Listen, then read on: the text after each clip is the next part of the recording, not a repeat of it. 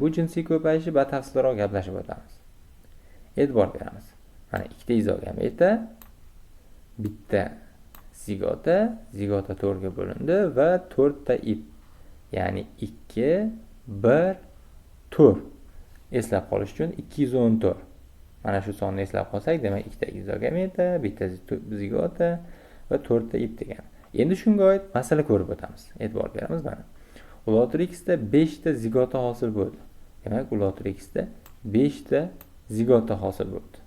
5 ta.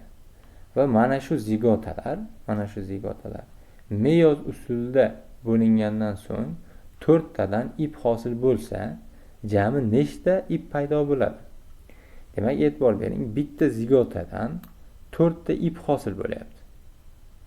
Demak, shuni nazariy bilim biz bilgan holatda bitta zigotadan 4 ta ip hosil bo'lsa, bizda masalan shartida 5 ta zigota berilyapti. 5 ta zigotadan demak 20 ta ip hosil bo'ladi. Demak, masalan javobi 20.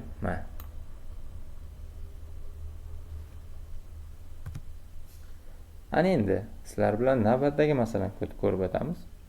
Ulotir X ning jinsiz ko'payishida 128 ta xivchin saqlagan hujayralar ishtirok etgan bo'lsa, hosil bo'lgan Ulotir X iplar sonini aniqlang. Masalaning shartida biz e'tibor qiladigan joyimiz nima? Birinchisi, jinsiz ko'payish deyotganiga e'tibor qilishimiz kerak. Sababi bizda xivchin degan so'z mavjud, ya'ni xivchinlar soni berilgan. Xivchin jinsiy ko'payishda ham, jinsiz ko'payishda ham mavjud. Bizga bu xivchinni demak 128 ta xivchin jinsiz ko'payish natijasida hosil bo'ldi. Ana shuni inobatga olgan holatda Ulotir X jinsiz ko'payganda zoospor hosil qiladi. Va har bir zoosporada 4 tadan xivchin mavjud. Demak, biz bu yerda birinchi qiladigan ishimiz zoosporalar sonini topishimiz kerak. Bunda nima qilamiz? Qarang, demak. Bizda 128 ta xivchin mavjud bo'lsa, 128 ta xivchin. Ana shu 128 ta xivchinni har biri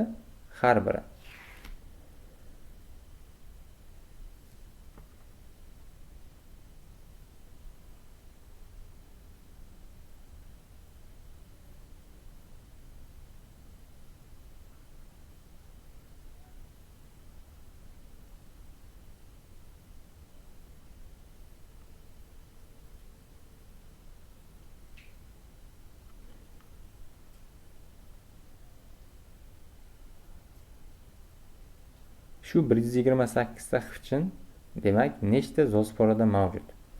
Bitta zoospora 4 ta xivchin hosil qilsa, 128 ta xivchin demak 32 ta zoosporada mavjud bo'ladi. 32 ta e'tibor beraylik. Ana endi bizda keyingi ishimiz. Demak, jinsiz ko'payish jarayonida bitta zoosporadan bitta ip hosil bo'ladi. Demak, bizda jarayonda 32 ta zoospora ishtirok etdi va 32 ta ip hosil bo'ldi. Demak, javob 32. Ana endi nisbatan murakkabroq masalaga to'xtalib o'tamiz. Ulotir X rizoidini hisobga olmaganda, uning qattanasi bir xil uzunlikdagi hujayralardan iborat. Ulotir X bitta hujayrasining uzunligi 2,5 mm ga teng. Rizoidni hisobga olmaganda, uning uzunligi 2,25 metrga teng bo'lsa, xuddi shunday uzunlikdagi ikkita bir xil Ulotir X'larning barcha hujayralarida, albatta rizoidni hisobga olmaganda, ikkitadan gameta hosil bo'ladi. Shu gametalarning 70% o'zaro juft-juft bo'lib qo'shilib, zigota hosil qildi. Ushbu zigotalardan jami nechta yangi Ulotir X ip hosil bo'ladi? Demak, biz masalada asosiy e'tibor qaratadigan joylarimizni biz belgilab oldik va eng asosiysi masalaning oxirida shartda nima so'raladi? Yangi Ulotir X iplari soni. Demak, bu masalani qanday yechamiz? Birinchi, Ulotir X ning uzunligi berilgan bizga 2,25 metr. Ya'ni barcha Ulotir X hujayralari. Buni bizda bitta ulotrix hujayrasining uzunligi millimetrda o'lchovda bo'lganligi uchun, demak biz jami hujayraning o'lchovini ham millimetrga aylantirib olamiz. Demak, umumiy holatdagi millimetrimiz 2250 millimetr bo'ldi. Va endi biz hujayralar sonini aniqlaymiz. Hujayralar soni 900 ta mana. Endi bitta hujayralar soni 900 ta bo'ldi. Endi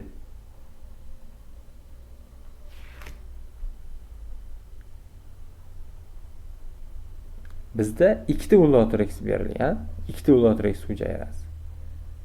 Ana shu ikkita ulotrix hujayrasidagi jami hujayralar soni 1800 taga teng bo'ladi.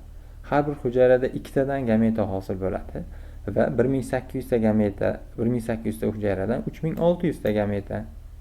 Gametalarning 70% demak qo'shilishda ishtirok etgan, zigota hosil qilgan. Demak 3600 ta hujayraning gametani biz 70% ni aniqlaymiz. Bu 2520 ga teng. Demak, ikkita gametadan bitta zigota hosil bo'ladi. 2520 ta gametadan nechta zigota hosil bo'ladi? Ikkita gametadan bitta zigota hosil bo'lsa, demak bundan 1260 ta zigota. Har bir zigotadan 4 tadan yangi lotrix ip hosil bo'lsa, 1260 ni 4 ko'paytiramiz, 5040. Demak, javob 5040 ga teng.